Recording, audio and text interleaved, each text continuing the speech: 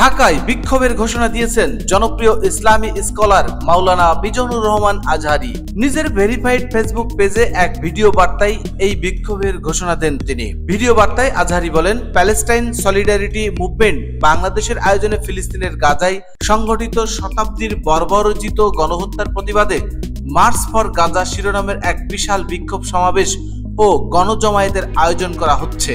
তিনি বলেন, আগামী 12 এপ্রিল শাহবাগ থেকে শুরু হয়ে মানিক মিয়া এভিনিউতে গিয়ে এই মার্চটি শেষ হবে। ইনশাআল্লাহ আমি নিজে সশরীরে এই বিক্ষোভ সমাবেশে উপস্থিত থাকব, আপনারাও দলে দলে যোগদান করবেন। তিনি আরো বলেন, মানবতার পক্ষে, ন্যায়ের পক্ষে, গাজাবাসীর পক্ষে দল মত জাতি পেশা নির্বিশেষে এই বিক্ষোভে অংশগ্রহণের জন্য সবাইকে উদাত্ত আহ্বান জানাচ্ছি। প্রিয় দর্শক, বুঝতেই পারছেন মাওলানা মিজানুর রহমান আজহারী এই প্রতিবাদ ও বিক্ষোভ মিছিলে অংশগ্রহণ করলে লাখ লাখ মানুষের অংশগ্রহণ হয়ে যাবে ইনশাআল্লাহ।